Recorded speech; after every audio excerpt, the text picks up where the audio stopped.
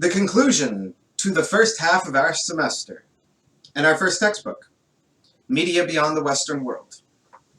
What have we been talking about? Trying to expand models based on Western countries to the rest of the world and see if we can characterize media systems in the same way. Chapter after chapter after chapter, case after case after case, the argument, the pushback has been, no, this doesn't work. No, the models don't work. No, no, no. This conclusion chapter is done by the editors of the book and the authors of that original book we talked about, Comparing Media Systems. The book that the models were created in, those authors are writing this conclusion chapter. And here they address all of the critiques by all of the authors in the different chapters and cases that we've looked at. So it's their defense now. So I'll be very interested to see what you think about their defense. First, they address the idea that the polarized pluralist is a catch-all model. It seems from the cases that we've looked at that it's always polarized pluralist. But why is that the case? As much as those chapters talked about how our 17 cases that the models are based on are special cases, Western, democracies, economically advanced, the authors push back and they say, well, so are the cases you used to test the models. Think about it. Israel, Poland, Lithuania, Latvia, Estonia, Brazil, South Africa, Russia, China, Saudi Arabia, Lebanon, Egypt, UAE, Thailand. All of those countries are very special and specific cases. Several of them are BRICS country, Brazil, Russia, India, China, South Africa, meaning they are far more developed than the rest of the world. Saudi Arabia, Lebanon, Egypt, UAE, some of the richer countries in the world with plenty of oil. Israel, really well-established democracy, doing well. Lithuania, Latvia, Poland, all established democracies doing well. The authors push back and say the cases you chose to represent the rest of the world do not represent the rest of the world. In fact, the other 160 cases in the world, perhaps the models would work better for them. Perhaps they would be more in line with the polarized pluralist model. We don't know. We would have to test it outside of that. But I think it's very interesting, and the authors have a good point. As much as the democratic countries that the models were based on were special, so are the case studies that we used to test the models. Now the authors start to critique themselves, because they never actually created these models with the intention of them to be expanded throughout the world. They created them in order to describe and categorize democratic countries. But they do admit there are some issues that they need to deal with. First off, the structure of a media system, looking at newspaper circulation rates. As you can see on the slide, and I'm not going to go into each one of them, although you're responsible to know them, newspaper circulation across the globe has been dropping. A lot of this has to do with the internet, and of course the other reasons listed on the slide, but regardless, newspaper circulation has been dropping. So the authors argue we need to replace this with a different variable. And when thinking about doing that, you need to consider, what is newspaper circulation really trying to measure? And we've talked about that before. News consumption. That's what you're really concerned about as far as inside of a country. How many people consume news? Then that raises the question, since newspaper circulation rates are not a good way to calculate news consumption in a country, what would be a good way to calculate news consumption in a country? This we will discuss in the forums for sure, at me. Now we have journalistic professionalism. And here the authors tell us up front, yes, there's a problem with trying to expand what the models consider journalistic professionalism outside of the Western world.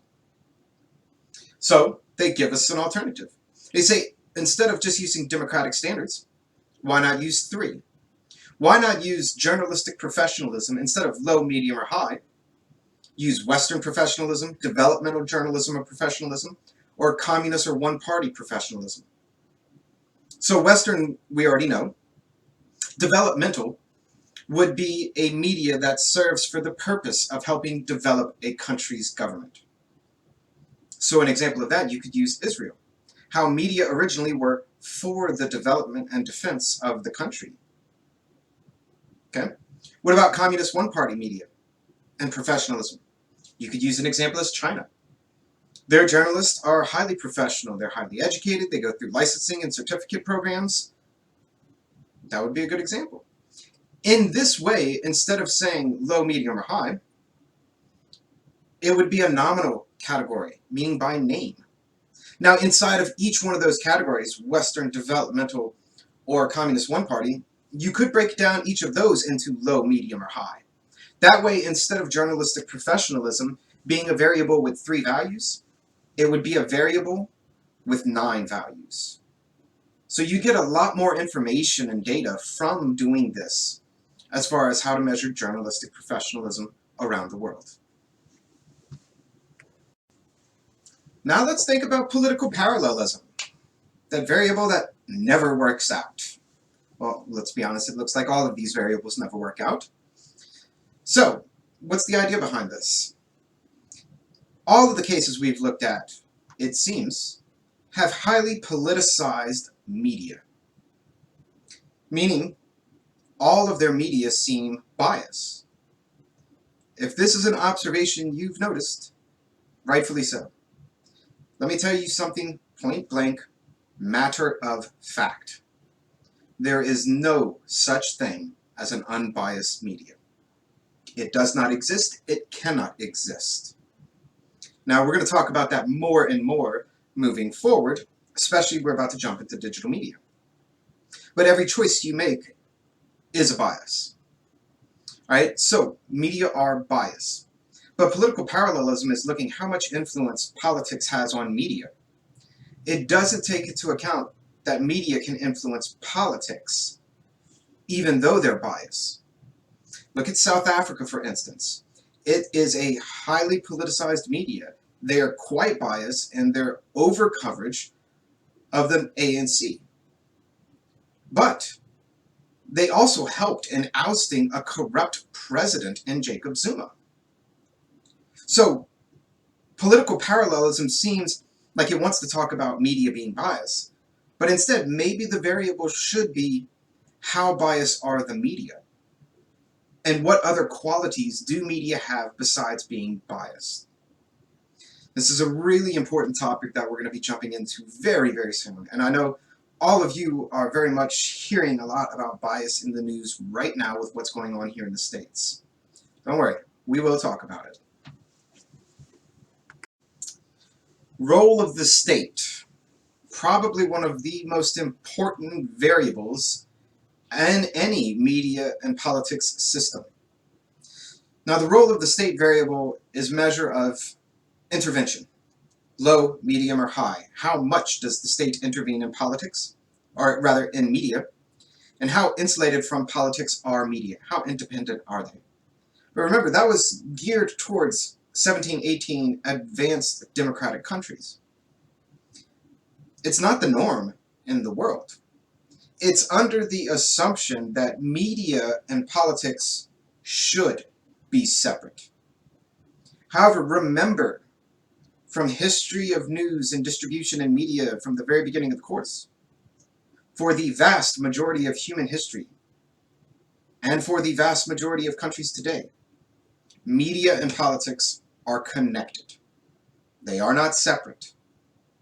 So the idea that you have this new concept about those two things being separate, yes, that's going to be a problem if you try to use that as a standard of measurement when you expand across the globe. Because so many of the countries of the world today still are latching on to media and politics being like this, as they have always been around the world. The measure for role of the state and intervention of the state looks at how much the state is involved, but it doesn't look at the how. It doesn't look at the why. It doesn't understand that perhaps state intervention can be a good thing. Like in Brazil, with free and equal advertising to political candidates to try to decrease socioeconomic influence in candidates' probability of being elected. Many people who are advocates for democracy would say that is a good piece of intervention by the state. So yes, this is a big issue for us when we're trying to expand to the rest of the world.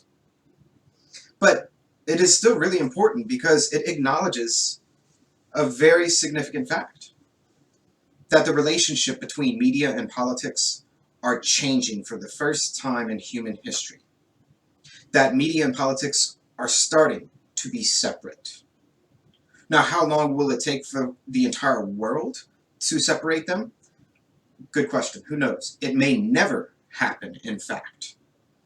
But still, right now, we're at a very interesting point in the evolution of media and politics relationships, a point that we have never seen in human history before. So now, the author's last stand, their final defense of the models.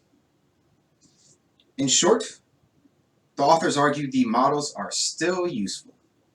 Yes, the variables are flawed, but you can tweak them. You can evolve them into something better to really get at the notions, the ideas of what they are trying to represent. Of course you can. And what's more is that these models represent the grounds for comparison of media and politics relations around the world. In many ways, there really were no groundbreaking comparisons for all the media systems in all 200 or so countries in the world. Right? It was just case studies here, regional work there, regional work there. The idea with models is trying to bridge the gap for all research globally, to really create comparative analysis on a global level. That's huge. Now, of course, the models aren't perfect, but they say you can improve them, and you should improve them. That's how political science becomes better and better and better. You don't just say, okay, that's good enough, let's just go with that forever. Oh, no, no, no, no. As our data improves, so too does our research. And so too does that research after that, and after that, and after that. So this is a process. Our conversation, our class, is a process of improving our understanding of media and politics and comparative perspective. And what's more is that the authors say that the differences between media systems are decreasing globally. We have 5 major points. First one, commercialization of media is on the rise. Even in the most authoritarian of regimes, China, media privatization is on the rise. Commercialization of media. Media having to hit a bottom line revenue in order to survive. That norm is on the rise. That's revolutionary. It used to be, remember, media and politics were like this. It meant government subsidized media. This is changing things. The second point, decline of the party press. It means political parallelism is decreasing worldwide, or at least political parties owning, operating press. Once again, goes into privatization. The third point, introduction of television widespread. Now, most countries in the world, TV is the dominant medium. All right, and that also feeds into our fourth point, internet is becoming widespread. Now, granted, there are lots of places that internet domestication rates are still exceedingly low. You know, last time I looked at the Democratic Republic of Congo, for instance, their internet domestication rate was somewhere around 5% of the population. So whenever you're doing your own research, check that. You might be surprised how few people in some of your countries are actually connected to the internet. But still, internet is a revolutionary medium in so much that it connects everyone to the same information, which has never existed before.